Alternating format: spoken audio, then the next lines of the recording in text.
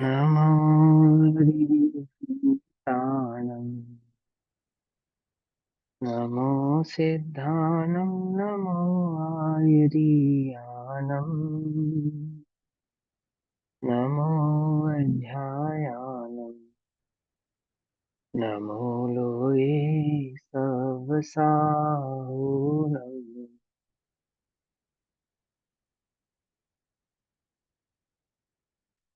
मङ्गलं भगवान् वीरू मङ्गलं गौतमो मङ्गलं कुन्दकुन्दाट्यो जैनधर्मोऽस्तु मङ्गलम् सर्वमङ्गल्यमाङ्गल्यम् सर्वकल्याणकारकम् प्रधानां सर्वधर्माणां जैनं जयतु साक्षिणम्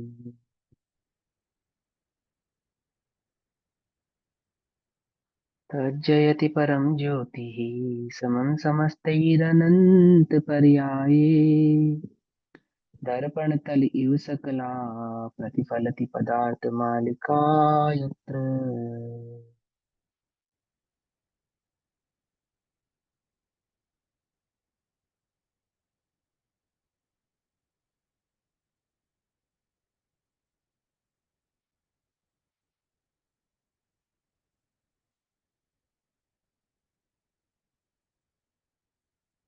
हमारे रात्रिकालीन स्वाध्याय का विषय चल रहा है आचार्य अमरचंद्र देव द्वारा रचित पुरुषार्थ सिद्धि उपाय। पुरुषार्थ सिद्धि उपाय का स्वाध्याय हम सभी सम्यक चारित्र अधिकार के अंतर्गत शिक्षा व्रतों के स्वरूप में कर रहे हैं। श्लोक नंबर 170, किन वस्तुओं का दान करना चाहिए, इसका स्वरूप यहाँ पर बतलाते हैं। दान के संदर्भ में कई प्रकार की मान्यताएं और कल्पना है हमें कि ये दान करना चाहिए, ये दान करना चाहिए, अथवा दान के नाम पे आज की डेट में हमें सिर्फ रुपया दान समझ में आता है कि पैसा दान करना चाहिए, है ना। रुपए कोई दान करना हम समझते हैं। तो यहाँ आचार्य देव दान के स्वरूप की चर्चा करते हुए दान किसको कहते हैं वह समझाते हैं कि किन वस्तुओं का दान करना चाहिए। राग द्वेष संयम मद दुह खबया किन्दिकं न यत्कुरुते द्रव्यं तदेव देयं तो तपः स्वाध्याय वृद्धिकरणम्। समझ में भी आ रहा है, जो स्वाध्याय की, तप की, संयम की वृद्धि का हेतु हो तो उसको दान कहते हैं। अथवा जो राग द्वेष का अभाव कर संयम आदि भाव को बढ़ाने वाला हो, ऐसी वस्तु के दान को ही वास्तव में दान कहते हैं। अर्थात जो द्रव्य, द्रव्य माने पदार्थ या वस्तु, जो द्रव्य राग द्वेष असंयम मद दुख भय आदि नहीं करता हो, कराता हो, करता हो मतलब कराता हो, अर्थात ऐसी वस्तु जिसको देने से, दान माने जो दिया जाए सो दान, जो देवे सो देव, जो दिया जाए सो दान। आपने शब्द सुना है ना, देव। देव शब्द कैसे बनता है? देने से। जो देता है उसको देव कहते हैं। जो दिया जाए, देना, देना, तो ये कहलाता है दान। क्या देना? तो बोले ऐसी वस्तु देना, ऐसी वस्तु जिससे किसी का राग ना बढ़े, द्वेष ना बढ़े, अथवा असंयम में प्रवृत्ति ना हो। समझ में बात? अथवा उसको मान मद ना हो जाए। मद किस किस चीज का होता है? 7 प्रकार के मद होते हैं ना। मद किस किस चीज का होता है? तो रूप का मद होता है, बल का एक मद होता है। बल का मद होता है, धन का मद होता है या नहीं होता है? वस्तुओं का मद होता है या नहीं होता है? महंगी वस्तुओं का मद होता है या नहीं होता है? ऐसी वस्तु नहीं देना। कैसी वस्तु नहीं देना? जिसको पाकर मद उत्पन्न हो, जिसको पाकर राग उत्पन्न हो, जिसको पाकर द्वेष उत्पन्न हो। पकड़ में ही। हमारे गुरुजी के पास एक भाई आए, तो मैं नए नया था गुरुजी के पास, हम भी नए नए गए थे। तो हम देखते थे, चुपचाप बैठ के बस देखते थे और सुनते थे, 2 ही काम थे। और नहीं समझ में आता था तो प्रश्न पूछते थे। एक दिन में 1000 प्रश्न पूछते थे। तो एक भाई आए, चांदी की माला लाए। ठीक। चांदी की माला हमारे गुरुजी को देने लगे कि आप जाप तो करते ही हैं? बोले हाँ। तो मैं चाहता हूँ कि आप ये रख लें, माला रख लें। तो हमारे गुरुजी ने कहा हम चांदी की माला से जाप नहीं करते, चांदी की सोने की इस मालाओं से जाप नहीं करते, तो हाथ से कर लेते हैं या कोई साधारण माला होती है उससे कर लेते हैं। तो चांदी की माला से क्यों नहीं करते? कि ये चांदी की माला को देखकर अन्य जो भाई हैं इनको भी यही विकल्प आएगा कि गुरुजी के पास चांदी की माला है, सो हमारे पास भी हो।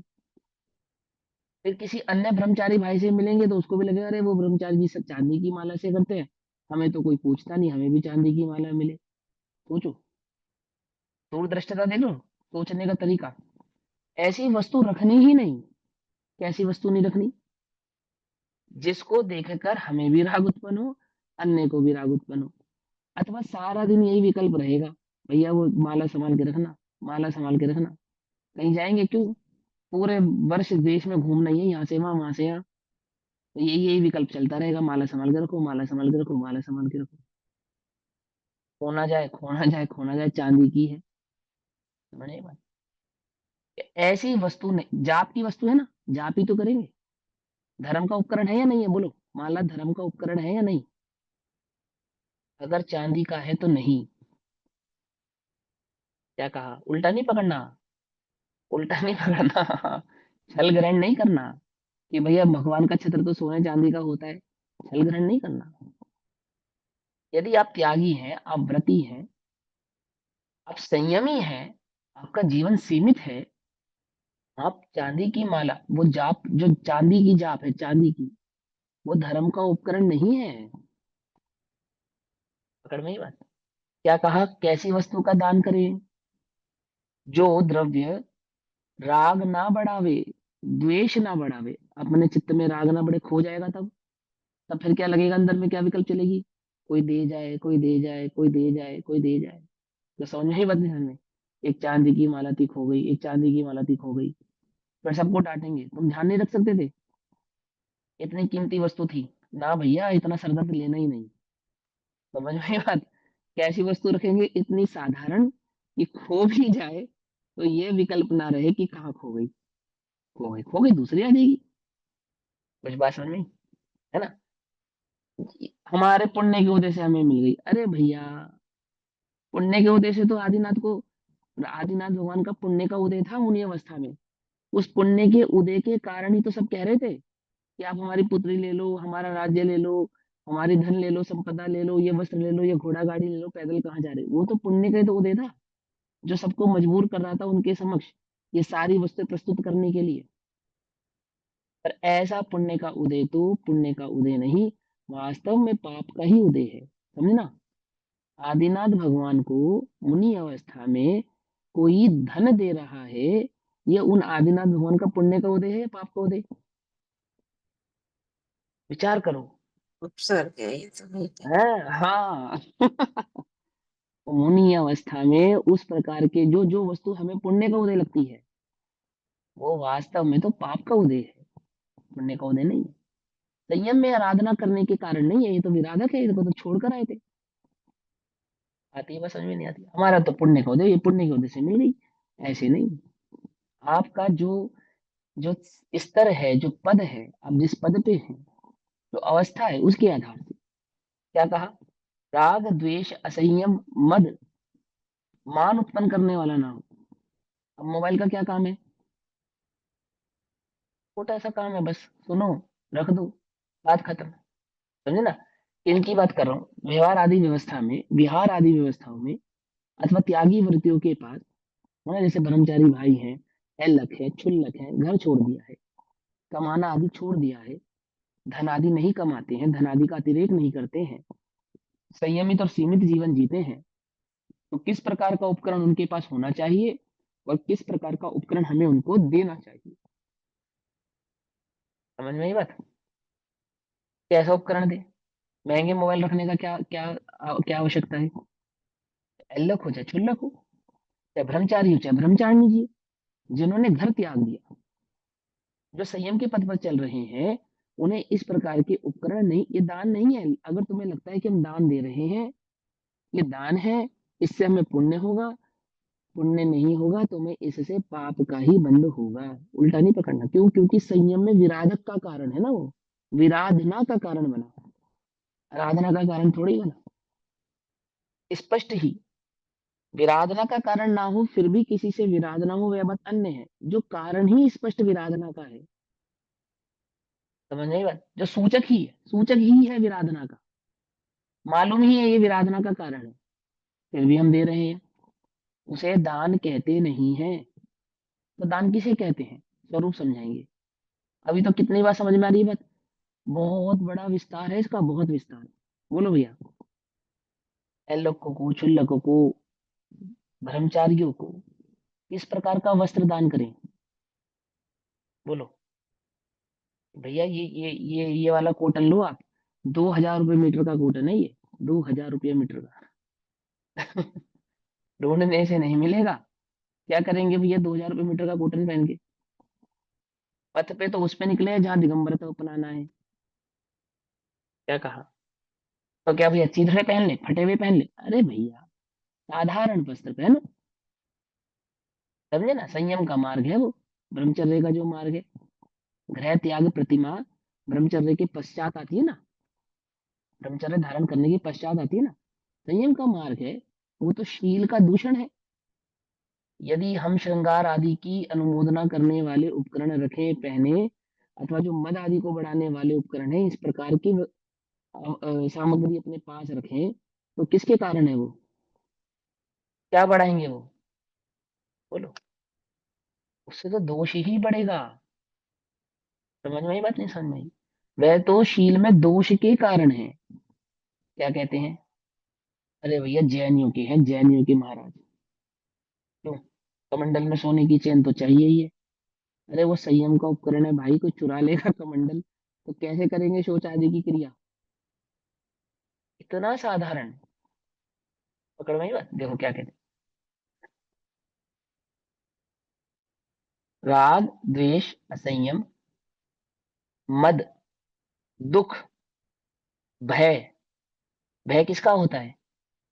कोई चुरा ना ले, हो ना जाए, खराब ना हो जाए, ये होता नहीं होता है भय? बोलो। यही तो भय है, और क्या है भय? बोलो तुम्हें किस चीज का भय है? तुम्हारी इस संपत्ति की रक्षा वो भय कषाय के कारण ही तो करते हैं हम, ये नहीं करते? भैया रात को ताला लगा के सोना, चेक करो गेट बंद किया या नहीं किया। क्या करते नहीं करते? मेट्रो में चढ़ते हैं, उतरते हैं, पब्लिक ट्रांसपोर्ट यूज करते हैं, तो जेब क्या चेक करते हैं बार बार? क्या भय रहता है? मोबाइल कोई चुरा ना ले, पर्स कोई मार ना ले, चेन कोई छीन ना ले। ये है या नहीं है भय? सामग्री का भय है या नहीं है? भय है। तो क्या कहते हैं, जो भय उत्पन्न कराने वाला हो, भय उत्पन्न कराने वाला हो। अब 1.5 लाख रुपए का फोन यूज करेंगे तो भय उत्पन्न होगा या नहीं होगा? होगा। होना जाए भैया, कोई गलती से कोई छू लेगा, अरे अरे अरे, छू मत, बड़ा महंगा है भैया। बोलो वाणी का जो संयम है उसका क्या होगा? वाणी के संयम का क्या होगा? कैसे शब्द निकलेंगे? ऐसी खतरनाक बम का गोला हमें चाहिए ही नहीं। समझे भाई? तो क्या कहते हैं, भय। आदि, आदि माने अन्य कषाय, नहीं कराता हो। जो पदार्थ क्या नहीं कराता हो? राग ना बढ़ाता हो, द्वेष ना बढ़ाता हो, असंयम का कारण ना बने, मान आदि कषाय ना करे, दुख उत्पन्न ना कराए, भय उत्पन्न ना कराए। सोने का चश्मा पहनते हैं, सोने का, मैंने सोने का फ्रेम है उस चश्मे का, गोल्ड का फ्रेम, वो पहनते हैं। बोलो भैया, गोल्ड के फ्रेम का चश्मा हो तो कितने प्रकार ये सब कषाय होंगी या नहीं होंगी? बोलो। कौन सी कषाय नहीं होगी? राग नहीं होगा, संयम नहीं होगा, मद नहीं होगा, दुख नहीं होगा, भय नहीं होगा, कौन सी कषाय नहीं होगी? बोलो। चश्मा टूट जाए उसका दुख, हमारा सबसे सुंदर है इसका राग, हो ना जाए इसका भय, कोई जरा सा इधर उधर कर दे तो उसको डांटेंगे, द्वेष। क्या होगा? बोलो। कुछ बात समझ में आती जाती? भैया वो सब कषाय है, इसलिए सोने का चश्मा लिया है ना। अरे वो सब कषाय, अब वही तो समझा रहे हैं, वही तो स्वरूप समझा रहे हैं। जिसने लिया है उसको छोड़ो, वो तो अपने घर से लाया ही नहीं। यहाँ तो दातार की बता रहे जिसने दिया है। क्या समझे? वो क्या अपने घर से सोने का चश्मा लेकर चले थे? दातार को समझा रहे हैं कि क्या नहीं देना। लेने वाला तो खड़ा ही है लेने के लिए। क्या समझे? देने वाले को समझा रहे हैं क्या नहीं देना। किसको क्या नहीं देना? पहले कुपात्र को दान नहीं देना, सुपात्र को देना। तो सुपात्र को भी क्या देना? समझे? तो सुपात्र को क्या देना? जो आदि नहीं करा था, और उत्तम तप तथा स्वाध्याय की वृद्धि करने वाला हो। किस किस की वृद्धि करने वाला हो? तप की वृद्धि करने वाला हो, स्वाध्याय की वृद्धि करने वाला हो।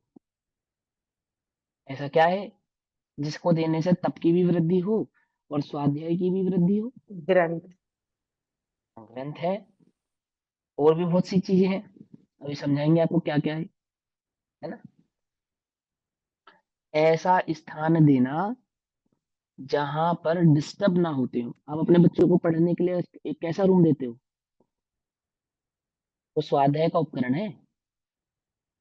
समझ में बात नहीं? समझ, वो कमरा वो स्वाध्याय का ही उपकरण है। ऐसे ही व्यवस्था करना कि ज्ञान और ध्यान में व्यवधान ना पड़े। स्वाध्याय आदि की पुस्तक तो देना ही, परंतु ऐसा वातावरण देना, आहार आदि भी इस प्रकार का देना जो रोग आदि उत्पन्न कराने वाला ना हो, प्रमाद आदि बढ़ाने वाला ना हो। समझ में आई बात?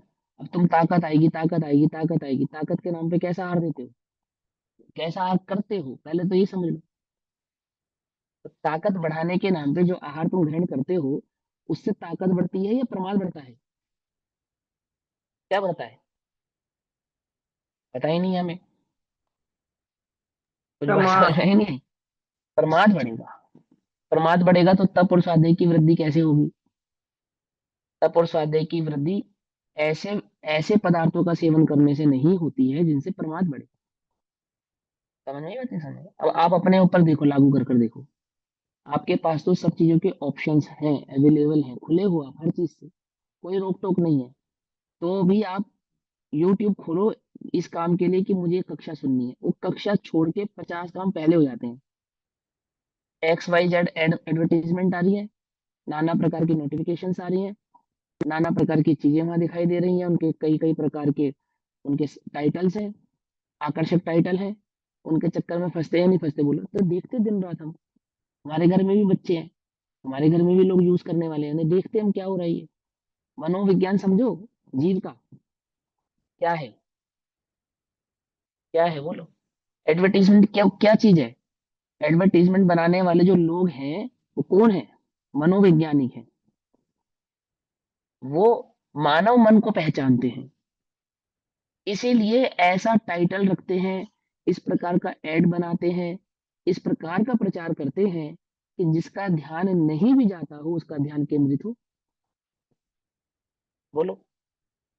अब स्वाध्याय जिनको करना है, ध्यान जिनको करना है, सिर्फ दो ही काम जिनको करने हैं, आप उनको इस प्रकार के उपकरण दे रहे हैं जो सिर्फ ध्यान भटकाने वाले ही हैं। वो कहाँ स्वाध्याय की तरफ जाएगा, वो कैसे ध्यान की तरफ जाएगा? हम्म? तो क्या कहते हैं? उत्तम तप तथा स्वाध्याय की वृद्धि करने वाला हो, वही देने योग्य है। पदार्थ वही देने योग्य है, अन्य पदार्थ देने योग्य नहीं है। सीधा मतलब हो गया ना, वही देने योग्य है मतलब इसके सिवा अन्य कोई पदार्थ देने योग्य है। जो ना करने वाला वही देने योग्य है, जो ये सब करने वाला हो वो देने योग्य नहीं है। आगे कहते हैं, अपने बच्चों से तो छुपाते हो ऐसी चीजें, उनसे तो छुटाते हो कि नहीं तुम्हारा फोकस इस पे होना चाहिए, नहीं तुम्हारा फोकस इस पे होना चाहिए। समझे नहीं समझे? आप खुद सोचो, जो समझदार बच्चे होते हैं, जो खुद इंटेलेक्चुअल इंटेलिजेंट होते हैं, जिनका फोकस पे होता है, वो सबसे पहले क्या छोड़ते हैं आज की डेट में? फोन और बोलो। टीवी। हम्म। Phone mobile. छोड़ते हैं सबसे पहले, मोबाइल छोड़ते हैं सबसे पहले। होता है नहीं? आपको मालूम कितनी सारी कंपनीज का क्या कल्चर है, एम्प्लॉयज के साथ क्या कल्चर है मालूम? आप अपना पर्सनल मोबाइल कंपनी टाइम में यूज नहीं करेंगे। क्यों है ये कल्चर? क्या है उस मोबाइल में ऐसा? हम पढ़े लिखे नहीं हैं, हम समझदार नहीं है, हमारे पास डिग्री नहीं है, हम इतनी बड़ी अ, आपकी पोस्ट पे आकर बैठे हैं, काम संभाल रहे हैं, हमें इतना नहीं पता कि हमें अपना काम करना है, कि आप कितने भी जिम्मेदार हैं, पर ये हमारा कल्चर है कि आप अपना पर्सनल मोबाइल कंपनी में यूज नहीं करेंगे। क्यों, गलत कह रहा हूँ? ऐसा है या नहीं है कल्चर? बोलो, कितनी कंपनियों में कल्चर है आज की डेट में ऐसा? क्यों है? क्यों है? क्योंकि वो एकमात्र डिस्ट्रैक्शन का कारण है। समझे या नहीं समझे ये बात? और डिस्ट्रैक्शन क्या है? अपने एम पर आपको फोकस करने नहीं देगा। ऐसा ही है ना? ऐसे ही संयम के जो डिस्ट्रैक्शन के कारण है, मोबाइल तो एक उदाहरण है। ऐसे ऐसी बहुत लंबी लिस्ट है, बहुत लंबी लिस्ट। क्या नहीं करने देगा? आपको फोकस नहीं करने देगा। इस पर फोकस नहीं करने देगा, आपके अपने एम पर। काम पर। ठीक। क्या कहते हैं? जो वस्तु राग, द्वेष, असंयम, मद, दुख और भय की उत्पत्ति का कारण ना हो, तथा जो वस्तु तप व शास्त्र स्वाध्याय को बढ़ाने वाली हो। यहाँ पे तप कहने का तात्पर्य अंतरंग और बहिरंग दोनों प्रकार के तपों को बढ़ाने वाला हो। शास्त्र स्वाध्याय की मुख्यतः ध्यान और स्वाध्याय की अपेक्षा से कहते हैं। ये भी एक प्रकार का तप ही होता है, स्वाध्याय तप होता है। अंतरंग तपों में, अंतिम दो तपों में स्वाध्याय और ध्यान, ये तो तप ही है। तो भी तप अलग से कहा और शास्त्र स्वाध्याय अलग से कहा। अर्थात वहाँ अंतरंग और बहिरंग दोनों ही प्रकार के तपों को जो बढ़ाने वाला है, उसी का दान करना चाहिए, अन्य वस्तु का दान नहीं करना चाहिए। आई बात समझ में? स्पष्ट क्या कर देना चाहिए? मना कर देना चाहिए कि हम इससे अलग होकर कोई दान नहीं करेंगे। तुम्हारे को जो दान के नाम पे भयभीत किया जा गया है ना, कि नहीं नहीं दोगे तो तुम्हें पाप लगेगा, ऐसा लगेगा, वो होगा, ऐसा होगा, और हमें क्या लेना, हम हमारे लिए तो पूजनीय है। ऐसा है संयम के मार्ग में। तुम्हें मालूम नहीं है कि तुम कितने बड़े धोखे में हो, तुम कितने बड़े पापानुबंधी। जो तुम्हारा पुण्य है ना, वह पुण्य कैसा है? पापानुबंधी पुण्य, कि तुम्हें ये पुण्य तो मिला कि तुम कुछ दे सको, परंतु तुमने ऐसा उपकरण दिया जो तप में बाधक है। अब तुम्हें भविष्य में दान देने योग्य सामग्री प्राप्त नहीं होगी। जितने लोग कहते हैं ना कि भैया हम दान तो करना चाहते हैं, परंतु हमारे दान अंतराय का उदय है, क्योंकि तुम्हें मालूम नहीं दान कैसे दिया जाता है। बोलो, जो कार्य करने में आप निपुण नहीं है, तो वो कार्य आपसे करवाया जाएगा या नहीं करवाया जाएगा? आपका हिसाब गड़बड़ है, तो आपको अकाउंटिंग दी जाएगी या नहीं दी जाएगी? नहीं दी जाएगी। दूसरे से ट्राई कराया जाएगा। कब तक ट्राई कराएंगे? जब तक एक अच्छा अकाउंटिंग करने वाला बंदा ना मिल जाए, सीधी सी बात। ऐसा ही होता है ना। आपने अपने घर में एक मेड रखी, तो उस मेड का काम अच्छा नहीं है, फिर आप क्या करते हो? क्या दूसरी करते हो? रखते हैं। भाई कोशिश करते हो या तो ये सुधरे, नहीं सुधरती तो फिर इसको भगा देते हैं, भाई तो दूसरी आएगा। हम ऑफिस में क्या करते हैं? लड़का रखते हैं तो किस लिए रखते हैं? कि सही से काम करे, सही से काम करता है तो रखते हैं, नहीं करते तो हटा देते हैं। ऐसा ही होता है ना, यही नियम है ना। नेचर का यही नियम है, सिंपल। प्रकृति इसी तरीके से अपना कार्य करती है। तो आपको दान का मौका मिला था, आपके दान अंतराय का उदय नहीं था, परंतु दान कैसे करना चाहिए, किस विधि से करना चाहिए, किस चीज का करना चाहिए, आपको मालूम ही नहीं। उस दुरुपयोग के फल में क्या हुआ? आज आपको दान करने का अंतराय प्रकट हुआ है, आपसे नहीं करवाया जाएगा। आप ठीक से नहीं करते हैं, वो भी तो ऐसा कर रहे हैं, उनका भी नंबर आएगा, उनसे भी छीना जाएगा। घबराना नहीं। समझे? मैं तो श्रावक धर्म की अपेक्षा से बतला रहा हूँ आपको कि दान किसे कहना, दान का क्या स्वरूप है, नहीं जानने वालों को दान अंतराय का उदय आता है, आता ही है। वे ऐसा आश्रम, वैसा बंद करते ही हैं। देखो क्या कहते हैं, जिस द्रव्य का दान देने से, ध्यान से समझना एक एक शब्द को, जिस द्रव्य का दान देने से क्या हो? अपने कर्मों की निर्जरा हो, और पात्र जीव को तप स्वाध्याय आदि की वृद्धि हो। सबसे पहले क्या होना चाहिए? मेरे कर्मों की निर्जरा होनी चाहिए। अब जो है ही बंद के कारण, वो दान करने से निर्जरा के कारण कैसे बनेंगे? मतलब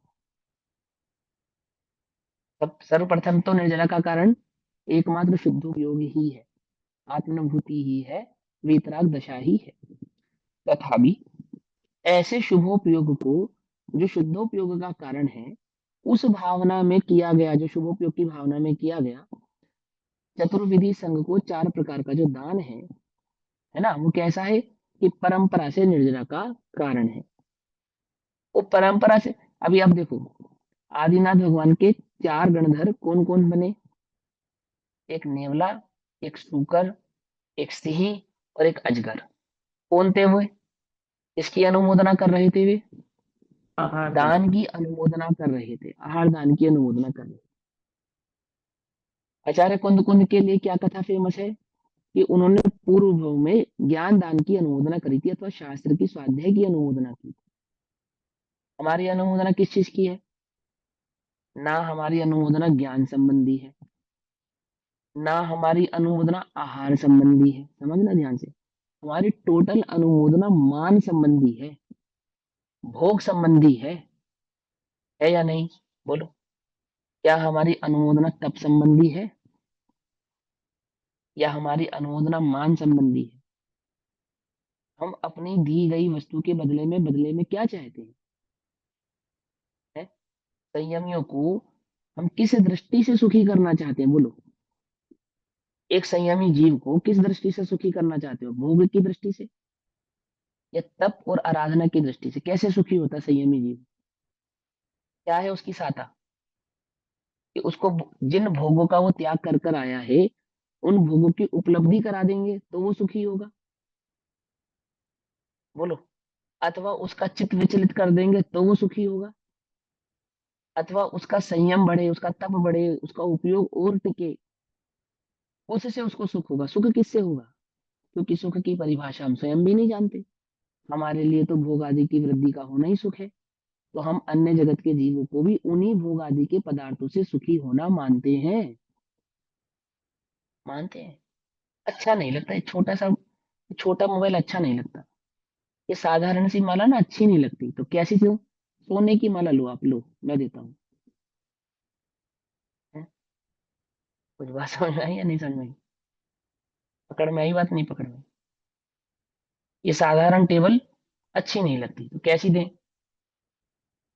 कैसी दें? स्वाध्याय की टेबल कैसी होनी चाहिए? है कि 4 लोग देखें तो उनकी नजर महाराज जी पे ना पड़े, त्यागी तपस्या पे ना पड़े, तप पे आराधना पे ना पड़े, उनकी दृष्टि पे संयम पे दृष्टि पे ना पड़े। उनकी दृष्टि में क्या, ओहो ये टेबल बड़ी जोरदार है। सोचो, आप समूह शरण में गए और भगवान से ज्यादा सुंदर आपको छत्र दिखा, भगवान से ज्यादा सुंदर आपको आसन दिखा, सिंहासन दिखा, चवड़ दिखी।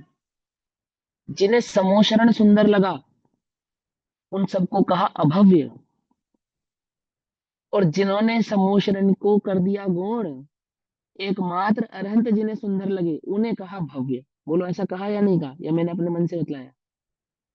बोलो, जिन्हें समूह शरण सुंदर लगा माने समूह शरण में अटक के रह गए,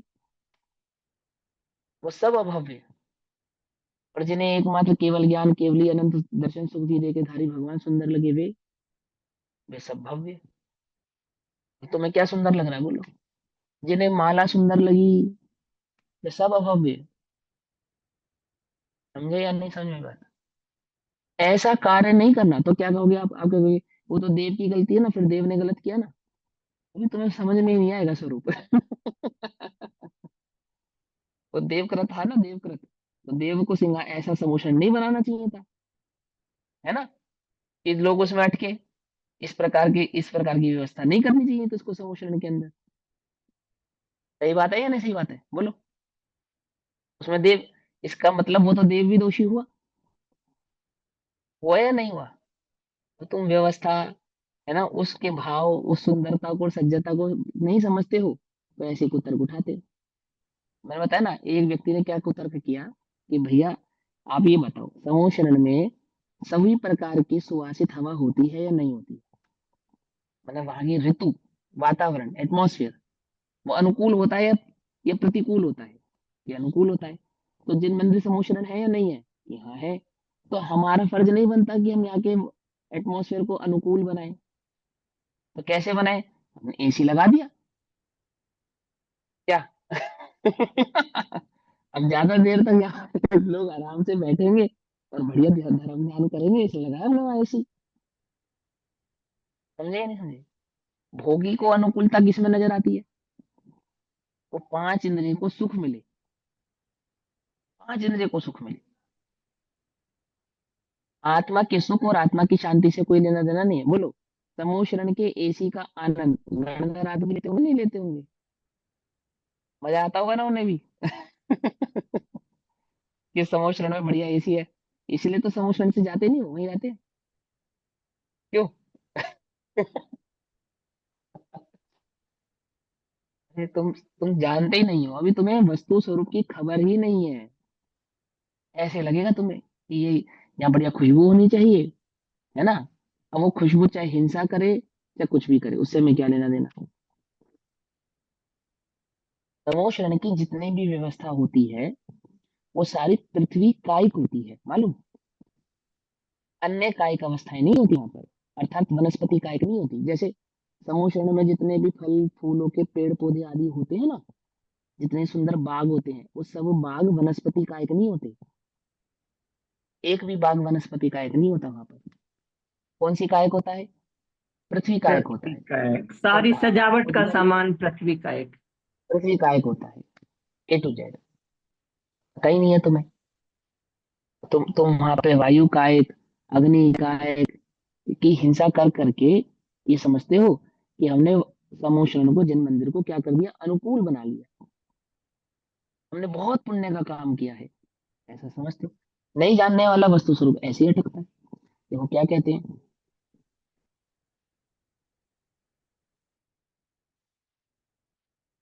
जिस द्रव्य का दान देने से अपने कर्मों की निर्जरा हो और पात्र जीव को तप स्वाध्याय आदि की वृद्धि हो। पकड़ नहीं, बात नहीं पकड़? देखो, मैं आपको एक बात बतलाना चाहता हूँ, ध्यान से समझिए। आर्किटेक्ट, आर्किटेक्ट सबसे सुंदर और सबसे बढ़िया आज का है या पुराने जमाने का था, मैंने हमारे अतीत का था? बोलो। अतीत अब का। ये जो, अति जो आर्किटेक्ट है उनसे पूछ लेना आप। ये तो मैं तो आपको सिर्फ एक हिंट दे रहा हूँ, सबसे बढ़िया आर्किटेक्ट वही का था ना, पिछला था ना। आज की डेट का जो आर्किटेक्ट है वो कितना भी अच्छा है, शानदार है आदि है, लेकिन तो भी क्या कहा जाता है, बिना सीमेंट के हजारों साल तक बिल्डिंग खड़ी रहे, है ना? ये बनाने की जो कला हमारे पूर्वजों के पास थी वो हमारे पास नहीं है, ये तो सभी स्वीकार करते हैं, एक मत से स्वीकार करते हैं। अब हमारे पूरे देश में, हिंदुस्तान के अंदर एक से एक राजमहल बने हैं, और उन राजमहल के बनाने वाले राजाओं ने उन्हीं आर्किटेक्टों से मंदिर भी बनवाए हैं। समझना बड़े ध्यान से जो मैं बात बतलाना चाहता हूँ। राजमहल बनते थे तो राजमहल को ठंडा करने के लिए, ठंडा रहे, उसके लिए क्या व्यवस्थाएं बनाई जाती थी? कि इस प्रकार की व्यवस्थाएं बनाई जाती थी कि जिन कमरों को ठंडा करना होता था उनके दोनों तरफ, दोनों तरफ छोटे छोटे मतलब पानी के कुंड बनाए जाते थे, ठीक है ना? और उन कमरों में खस के पर्दे लगाए जाते थे, खस के पर्दे। तो खस के पर्दे लगाने के लिए छोटे छोटे आप लोहे के कुंडे लगे रहते थे ना, पुराने जमाने के घरों में आपने देखा होगा, लोहे के एंगल लगे रहते चारों तरफ, वो खस के पर्दे टांगने के लिए।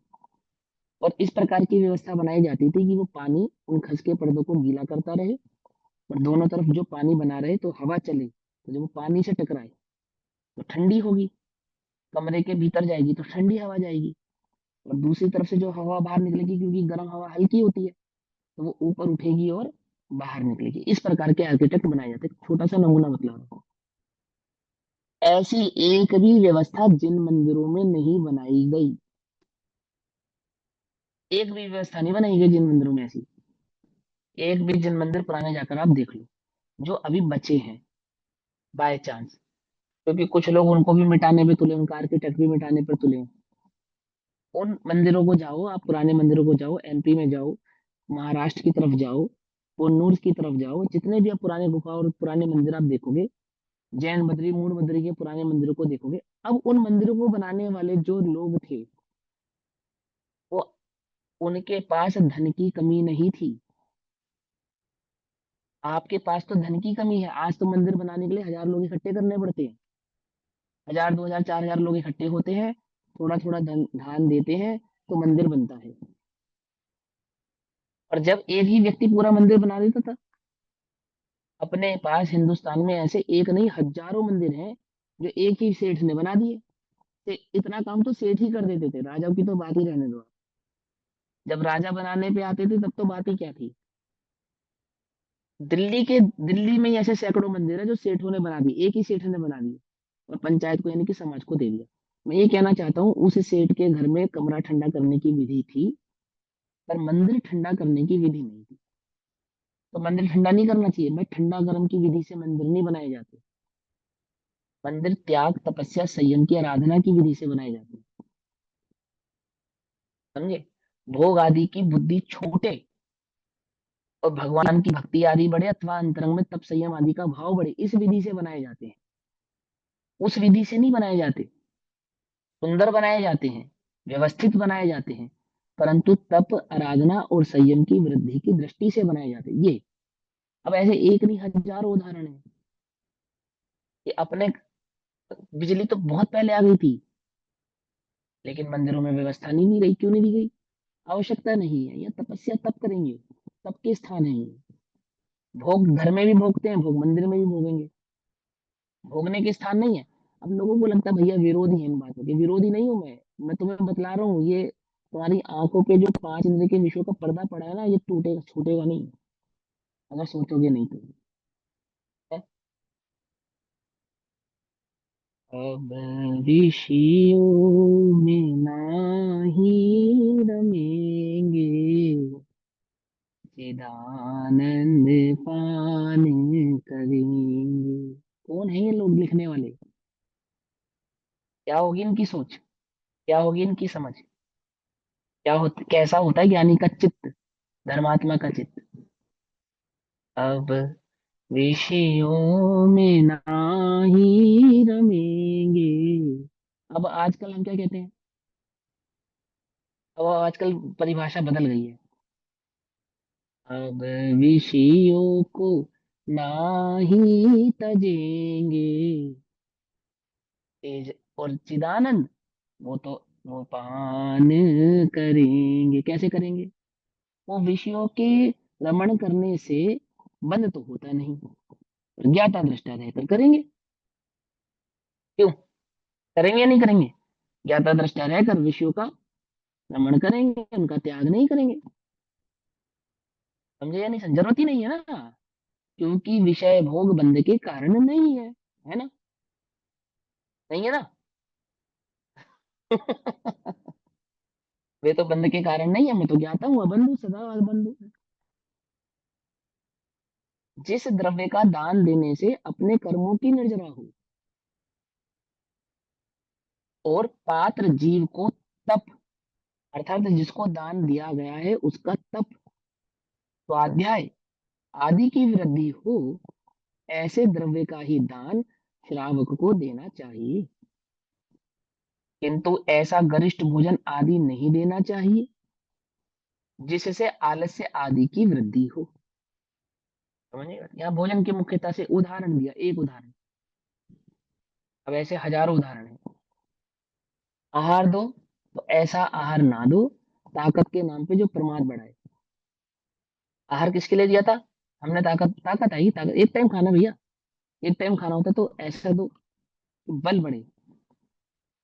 तो इंद्रियों को बलिष्ठ क्यों करना चाहता है जी? इंद्रियों को बलिष्ठ करने से क्या होता है? प्रमाद बढ़ता है, कुछ नहीं होता, उल्टा भोगों की लालसा ही बढ़ती है, कम नहीं होते हैं।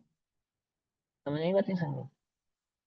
और 5 इंद्रियों में लगाओ, आहार में क्यों लगाओ, चारों सर्व प्रकार के दान में लगाओ। जो जो उपकरण आप दे रहे हैं, जिस जिस प्रकार के आप उपकरण दे रहे हैं, वो क्या करते हैं? वो प्रमाद को बढ़ाने वाले हैं, कषायों को बढ़ाने वाले हैं, रोग को बढ़ाने वाले हैं, है ना, अथवा विषयों की इच्छा को बढ़ाने वाले हैं। तो वो क्या नहीं है? वे वास्तव में दान के संयम के उपकरण नहीं है। ऐसा उत्कृष्ट दान 4 प्रकार का है जो देने योग्य है। 4 प्रकार का उत्कृष्ट दान। सबसे पहले आहार दान। आहार दान किस विधि से और किस रीति से देते हैं? सबसे पहला क्या था? आहार दान क्षुधा निवारण के लिए दिया जाता है, बल वृद्धि के लिए नहीं दिया जाता। समझे या नहीं समझे? तो भैया क्या तो कमजोर रहे? कमजोर की बात नहीं है। शरीर को भूख लगेगी, उसको प्रासुक विधि से जो आप आहार देंगे, वह उतना आहार ग्रहण करे जितना उसको वह पचा सके, उससे उसके देह में बल बढ़ता है। अब मुझे बताओ, जो सारा दिन प्रेग्नेंट लेडीज, हम अपनी आंखों से, मैंने अपनी आंखों से देखा, 6 महीना 7 महीने का गर्भ है, ईटेड होती है, खाती क्या है? बादाम, घी पीती है, क्या मिलता है उसे खाने को? शरीर, शरीर अपना स्थिर हो डॉक्टर स्वयं है। समझे? शरीर अपना डॉक्टर स्वयं है। शरीर में बल लाने के लिए आपको अलग से कुछ आवश्यकता नहीं है खाने की, लेकिन कैसे, क्या चीज? जितना आप पचा सको, जो आप पचा सको, जो आपके, आपको पच सके, ऐसी सम्यक और प्रासुक आहार को ग्रहण करने से बल बढ़ता है। अरे गाय को देखो, सूखी घास खाती है और जो दूध देती है उसमें से घी निकलता है। क्यों निकलता है या नहीं निकलता है? अब भैया हम गाय थोड़ी है, अरे हम गाय नहीं है, मनुष्य तो है ना। उससे ज्यादा समझदार है या नहीं है? उससे ज्यादा इंटेलिजेंट है या नहीं है? उससे ज्यादा समझ हमारे पास है या नहीं है? गाय अपना भोजन नहीं बदलती, जगत का अन्य कोई जीव अपना भोजन नहीं बदलता, और हम, क्योंकि हम मोस्ट इंटेलिजेंट है, हमें बदल बदल कर भोजन करना है। और बदल बदल के भोजन करने के चक्कर में हम ना ये समझ पाते हैं कि क्या प्रासुक है, क्या अप्रासुक है, क्या भक्ष्य है, क्या अभक्ष्य है, क्या ग्रहण करने योग्य है, क्या ग्रहण करने योग्य नहीं है। बस हमें बदलने से मतलब है। क्योंकि चाट पकौड़ी खाने में हमें स्वाद आता है, तो इसी प्रकार की चाट पकौड़ी खाने में संयमियों को भी स्वाद आता होगा। आता होगा, नहीं आता होगा? अरे रसना का इतना ही लोलुपन था, तो वे त्याग ही क्यों करते? जो संसार विषय सुख होता, संयम क्यों आराधे? क्यों आराधन करते संयम का? जो संसार विषय सुख होता है, तीर्थंकर क्यों त्यागते? क्यों त्यागते उसको? उनके पास तो सारे भोग थे ना, या थे? नहीं थे? थे ना। लेकिन अपने को क्या लगता है, क्योंकि अपने को चटपटी चीजें खाने में ज्यादा स्वाद आता है, तो उनको भी तो स्वाद की आवश्यकता पड़ती होगी ना भैया। क्यों? हमें भी ताकत के लिए बादाम घी की जरूरत पड़ती है, तो उनको भी जरूरत पड़ती होगी ना। बोलो, नहीं जरूरत पड़ती? यही तो समस्या है, तुम्हें यही तो समझ में नहीं आई बात। ज्ञान और ध्यान करने के लिए, हम स्कूल में थे, कॉलेज में थे, तो जब हमें हमारे एग्जाम सर पे आते थे, तो हम शाम को खाना नहीं खाते थे। क्यों? कि नींद आएगी। आप खुद सोचो। लेकिन हमें क्या लगता है, संयम और तब कैसे बढ़ेगा? ज्यादा से ज्यादा भोजन करा देने से संयम और तब बढ़ेगा। अरे प्रमाद बढ़ेगा, नींद बढ़ेगी, और कुछ नहीं बढ़ेगा। इसको क्या देना, कब देना, किस विधि से देना? क्षुधा निवारण के लिए दिया जाता है। क्षुधा निवारण के लिए तथा शरीर की स्थिरता के लिए आहार देना, ये प्रथम आहार दान है। प्रथम आहार दान है। समझे भाई? ऐसा नहीं कह रहा सूखी रोटी दो, ऐसा नहीं कह रहा हूं मैं, परंतु योग्य वस्तु दो, ऐसा कह रहा हूं। किसको क्या ग्रहण करने योग्य है, इसे भली प्रकार से जान कर दो, समझ कर दो। किस प्रकार की ऋतु है, किस प्रकार का उनका देह है, किस प्रकार की उनकी अवस्था है ना? ऐसे नाना प्रकार के भावों को भली प्रकार से जानकर समझकर ही आहार आदि कराना चाहिए। हाँ बोलो, क्या कह रहा है? कुछ कहना है?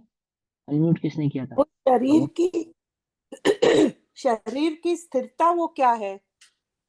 शरीर शरीर की की स्थिरता। स्थिरता कि वो बहुत शिथिल ना हो जाए और वो प्रमादी ना हो जाए, उसको स्थिरता कहते हैं। तराजू स्थिर कैसे करते हैं बताओ? तराजू स्थिर नहीं करना है मालूम? 1 किलो बाट का इधर रखो और 1 किलो सौदा इधर रखो, तो तराजू स्थिर होता है या नहीं होता है? कांटा बीच में। तो कैसे करते हैं स्थिर उसको? स्थिर माने कि वह सेंटर रहे, मतलब कि वह डूगे डिगे नहीं, ना प्रमाद से डिगे, ना कमजोरी से डिगे। कमजोरी के कारण खड़े नहीं हो पा रहे, प्रमाद के कारण उठ नहीं पा रहे। कैसा रहे? चुस्ती बनी रहे, उसको स्थिरता कहते हैं। देह की स्थिरता और क्या है? देह की स्थिरता देह की स्वस्थता है, बस। ना देह में प्रमाद है और ना देह में कमजोरी है, ये देह की स्थिरता है। सिंपल। ठीक है ना? तो आहार देना ये प्रथम आहार दान है। दूसरा औषध दान। तो रोग आदि की पीड़ा दूर करने के लिए दवा देना वह द्वितीय नाम का औषधि दान है। औषधि देना समय, प्रथम तो आहार ही औषधि है। क्या कहा? प्रथम तो प्रथम तो क्या, आहार ही औषधि है। यदि सम्यक रीति नीति से दिया गया हो, ग्रहण किया गया हो, सर्व प्रकार की अनुकूलताओं को देखकर, शोध कर, साध कर दिया गया हो, तो आहार ही औषधि है। तथापि कोई विशेष प्रकार के रोग आदि हो जावे, तो उसमें सम्यक और प्रासुक औषधि आदि ग्रहण देना, तो वह औषध दान कहलाता है। तीसरा है ज्ञान दान। अज्ञान का नाश हो, ज्ञान किसको कहते हैं? ज्ञान दान किसको कहते हैं? जिससे अज्ञान का नाश हो। अज्ञान का नाश कौन सी विद्या से होता है? बोलो। जगत की समस्त विद्याओं में 72 कला है ना, 72 कला।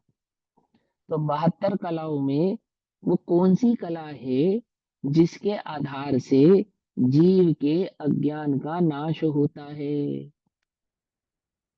72 विद्याओं में कौन सी विद्या है? नहीं मालूम? क्योंकि 72 विद्याओं में नाम नहीं है ना उसका, वो 73वीं विद्या है।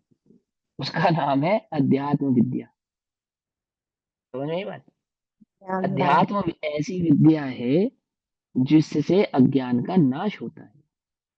रत्नत्रय की जो विद्या है वह अज्ञान के नाश की विद्या है। समझ में आई बात? तो कैसा ज्ञान देना? जिससे जीव का अज्ञान का नाश हो। भैया ऐसा ऐसा ज्ञान नहीं देना। हाँ, 72 कलाओं में इसका भी समावेश है। उसमें आता है ना एक दोहा की कला 72 पुरुष में, तामे दो सरदार, एक जीव दोनों दोनों आजीविका, एक जीव उद्धार। बाकी सब धार, हाँ बाकी सब उद्धार, एक जीव आजीविका। हाँ वो, लेकिन वो दोनों दोनों प्रकरण है। 72 में उसका नाम है, कहीं कहीं पे 72 में उसका नाम नहीं दिया। तथापि चलो कोई बात नहीं, जैसा आंटी जी ने कहा वो भी स्वीकार्य है। और एक दोहा भी है कि 72 कलाओं में एक कला ऐसी है जिससे आत्मा का कल्याण होता है, और बाकी कलाएं कैसी हैं जो आपके जीवन यापन करने के काम आती है। तो इस दोहे में ये कहा गया है कि आप दो कलाएं सीखो। जीवन यापन करने की एक कला सीखो, और दूसरी कला आत्म कल्याण करने की सीखो। बहुत जगह ज्यादा उपयोग मत लगाओ, सारी कलाओं को सीखने में अपना दिमाग मत लगाओ। मल्टीटास्किंग बनने के चक्कर में मत पड़ो कि हम ये भी कर जानते हैं, हम ये भी जानते हैं, हम ये भी जानते हैं, हम ये भी जानते हैं, हम ये भी जानते हैं। बोले ऐसा करने की आवश्यकता नहीं है।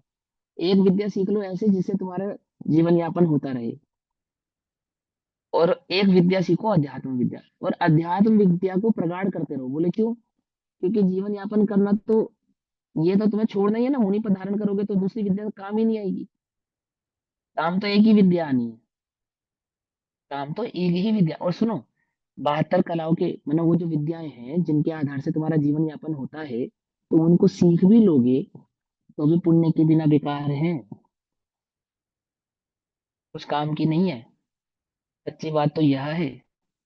हमने तो जगत में ऐसे जीव देखे हैं जिनमें एक भी कला नहीं है। है ना? लोक के दम पे, वो पुण्य के दम पे अपना जीवन व्यतीत कर रहे हैं, बढ़िया। है ना? लोक में कहावत है ना, रूप रोवे भाग खावे। सुनिए कहावत, ऐसी एक नहीं हजारों कहावत है। क्या बदलाने के लिए? क्या बदलाने के लिए? कुछ विद्या क्या करेंगी? पुण्य नहीं होगा तो विद्या क्या करेंगे? देखो लक्ष्मण, लक्ष्मण को विद्या कैसे प्राप्त हो गई? जिस विद्या की साधना करी स्वयंभू ने, स्वयंभू सूर्पनखा के हस्बैंड ने, क्या नाम है उसका? शंभू। शंभू, शंभू कुमार। शंभू ना। शंभू, शंभू कुमार। है ना, शंभू कुमार। और शंभू कुमार ने वो तलवार सिद्ध करी, तो मिल गई किसको? लक्ष्मण को। शंभू कुमार का क्या हुआ? उसी तलवार से दी एंड, हाँ। लीला समाप्त। समझे? नारायण प्रति नारायण को देख लो, पुण्य का झोंका बदलता है, सारे कार्य खत्म। ये तो ऐसे ही है। लेकिन अब मैं तुमको ये नहीं कह रहा कि तुम कोई कला सीखो ना सीखो, मैं तो ये कह रहा हूँ कि ज्ञान किसको कहना? ज्ञान तो उसको कहते हैं जो अज्ञान के अभाव में निमित्त बने, अज्ञान के अभाव का कारण हो, अज्ञान का नाश और ज्ञान का विकास। ज्ञान किसको कहते हैं? वो रत्नत्रय की आराधना जो प्रकट होती है वो वास्तविक ज्ञान है। उसके विकास करने के लिए जो शास्त्र आदि का दान देना होता है, उनका पढ़ना होता है, पठन पाठन की प्रक्रिया होती है, वो सब क्या कहलाती है? वो तृतीय नाम का ज्ञान दान। और चौथे नंबर का दान है अभय दान। अर्थात जैसे भय निवारण करना तथा जंगल में झोपड़ी, मस्तिका, धर्मशाला आदि बनवाना, अंधेरे मार्ग में प्रकाश की व्यवस्था आदि करवाना, यह चतुर्थ नाम का अभय दान है। देखो क्या समझाया है वहां पर। अभय दान किसको कहते हैं? सबसे पहले स्वयं हिंसक नहीं होना और अन्य को हिंसा का उपदेश नहीं करना, ये पहले नंबर का अभय दान है। जैसे राजा के समक्ष कहते थे ना, अगर आप हुजूर हमें अभय दान दे तो हम एक बात कहें। तो अभय दान क्या मांगते थे? कि आप हमसे क्रुद्ध होकर हमें सजा नहीं देंगे। समझे नहीं समझे? सुने? तो पहला अभिधान क्या है? कि हमारे अंतरंग में यदि किसी जीव की हिंसा का परिणाम नहीं है अथवा विवेक है कि किसी की हिंसा ना हो जाए, तो वह अभय नाम का दान हो गया। जो प्रचुर मात्रा में किसके पास होता है? मुनिराजों के पास होता है। ये होता है अभय दान। हिंसा करना नहीं, करने वालों की अनुमोदना करना नहीं, करने का उपदेश देना नहीं, ये अभय दान है। किसके प्रति? जगत के समस्त जीवों के प्रति, चाहे वे संगी पंचेंद्रिय हो, चाहे वे असंगी आदि एक इंद्रिय आदि जीव हो। उन जीवों को हमसे भय ना लगे। भगवान महावीर स्वामी का जीव सम्यक दर्शन करने के पश्चात, पंच अणुव्रत आदि धारण करने के पश्चात कैसा हो गया उसका जीवन? कि वो जो जंगल का राजा था ना, सिंह केसरी, सारा जंगल जिसके गुर्राहट से थर थर कांपता था, वो जंगल का एक अकेला शेर, जंगल का राजा, वो भगवान महावीर स्वामी का जीव, क्या हुआ उसके साथ? है कि जब वो सम्यक दर्शन प्रकट हुआ और पंच अणुव्रत धारण किए, तो उसके जीवन में ऐसा अहिंसक भाव उत्पन्न हुआ, ऐसा परम वितराग भाव उत्पन्न हुआ कि जंगल के जो जीव उससे डरते थे, उसके नजदीक नहीं जाते थे। उसकी गुर्राहट से, पता क्या कैसा वर्णन है? कि पक्षी अपना गर्भ छोड़ देते थे। मैंने जो गर्भवती पक्षी होते थे ना, तो जब वो शेर गुर्राता था तो उनका गर्भ गिर जाता था। इतना भय था उस शेर का। अब उस सिंह के समक्ष हिरण अपनी कमर खुजाता है, चिड़ियाओं ने अपने घोंसले बना लिए हैं, छोटे छोटे खरगोश आदि उसकी शरण में अपने बच्चों को संरक्षित कर रहे हैं। ऐसी उस अभयता मानो वैसे ही नहीं, अब शिला हो गया हो।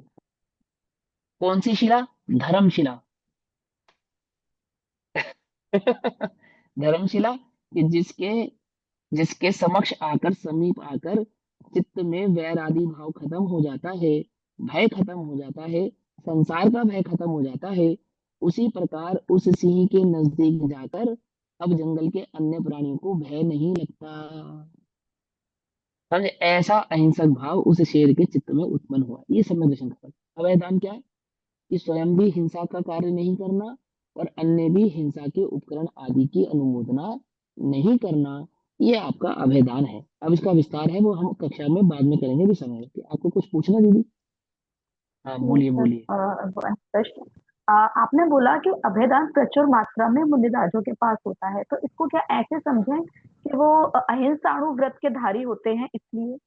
हाँ हाँ, परम अहिंसक आचरण महाव्रत। तदपि बने महावीर। महाव्रत है ना उनको, महाव्रत महाव्रत है। है ना। निरखी एक निरखी प्रश्न पग और है भी सर। धरे। हाँ हाँ। वो थोड़ा इस चीज से हटकर है, अपने इस वाली अच्छा। पुस्तक से हटके है। एक शब्द आता है अविरति। तो अविरति ओ, और अव्रति, अ, ये दोनों एक ही सेम तो बात है, नहीं है एक ना? ही बात है, एक ही बात है। एक ही बात है। अच्छा, तो एक प्रश्नावली है 6 डाला की, उसमें एक प्रश्न है, किसी और पुस्तक में था कि निम्न में से गेय क्या है? तो उस निम्न में 4 ऑप्शन दिए गए हैं: ग्रहित मिथ्यात्व, अविरति, धन समाज और मोक्ष। तो अगर हम इसमें अविरति भरते हैं तो ये सोच के कि ये अवृत्ति सम्यक दृष्टि वाला अविरति हो सकता है, गेय वही है अविरति इसीलिए, का। क्योंकि मोक्ष तो उपादेय है। सुनो सुनो,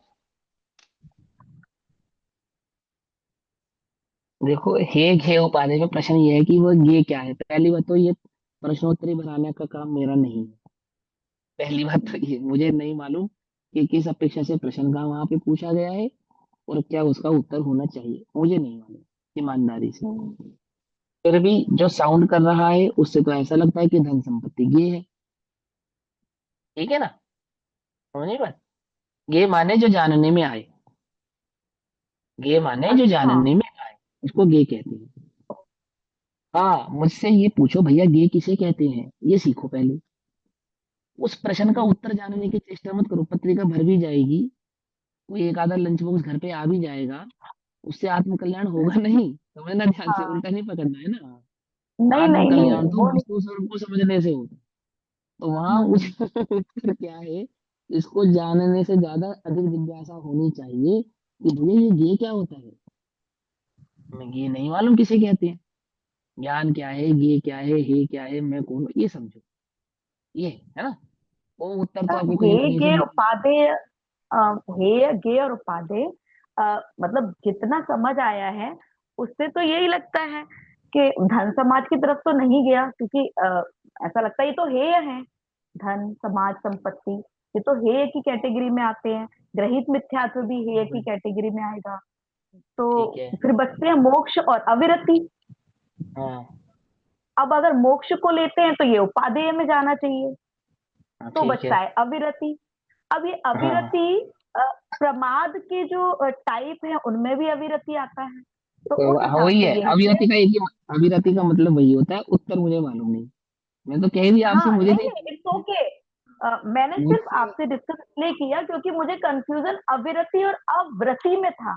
क्या ये दोनों एक ही सेम ही बात है, शब्द होते एक ही बात है, एक ही हैं? बात। ठीक है। अच्छा, ठीक है, एक बात थैंक यू सभी सर। सुन लो, मेरे से पत्रिका भरवाओगे तो पक्की बात है तुम्हारे कम नंबर आएंगे, फेल भी हो सकते हो। नहीं नहीं और सर, जिन्होंने मेरे को आपकी बात नहीं कह रहा, नहीं नहीं। आपकी बात नहीं कह रहा, और भी लोग हाँ। पूछते हैं, उनको बतला रहा हूँ, और भी लोग पूछते हैं।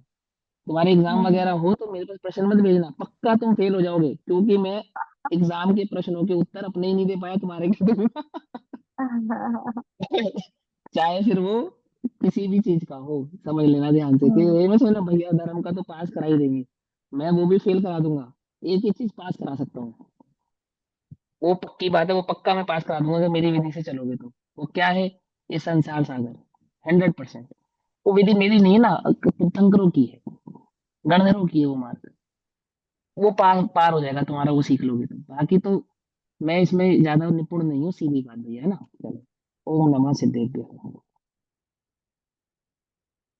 निज निधि निज में बताई, यह अनंत उपकार, उसके लिए जिनवानी माँ को वंदना शतबार।